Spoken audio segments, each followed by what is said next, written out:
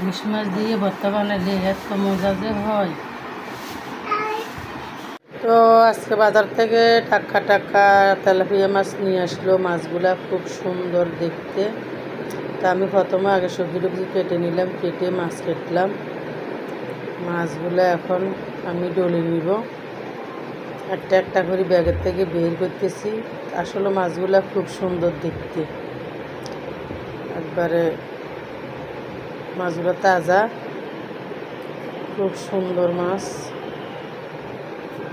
আমার আপুরা ভাইয়েরা, আপনারা সবাই কেমন আছেন? আশা করছি ভালো আছেন, ভালো থাকবেন, দোয়া নেবেন আমারও ভালোবাসা নেবেন। তো আজকে আমি ভিডিও যাই দিই না কেন, আপনারা আমার কথাগুলো শুনবেন, আমার ভিডিও দেখবেন না, আমার কথা শুনবেন। কারণ আমার ভিডিও তো সুন্দর হয় না, ভালো হয় না, সেই জন্য আপনারা আমার ভিডিও দেখেন না। তা আমার ভিডিও না দেখি আজকে আমার শুধু কথাগুলো শুনবেন আপনারা। আমার তো চোখ মুখ না কিছু দেখা যায় না, শুধু দেখা যাইতেছে হাতগুলা। আপনারা আমার ঠোঁটের দিকেও দেখতে পারবেন না, চোখের দিকেও দেখতে পারবেন না, দেখতে পারবেন যে আমার হাতের দিকে। আমার ভিডিওটা না দেখলে না দেখেন, মাছগুলো না দেখলে না দেখেন, আমার কথাগুলো শুনুন আমার আপুরা ভাইয়েরা। আপনারা আমার ভিডিওটা দেখবেন, দেখি লাইক কমেন্ট করবেন।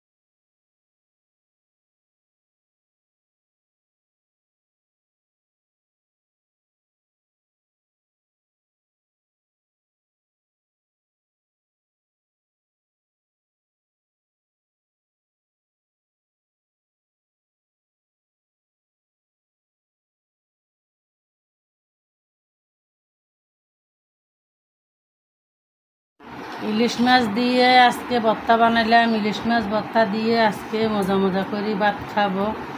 খুব জাল জাল করে ইলিশ মাছ দিয়ে ভর্তা বানাইলাম। অনেক জাল হয়েছে, অনেক মজাও হয়েছে।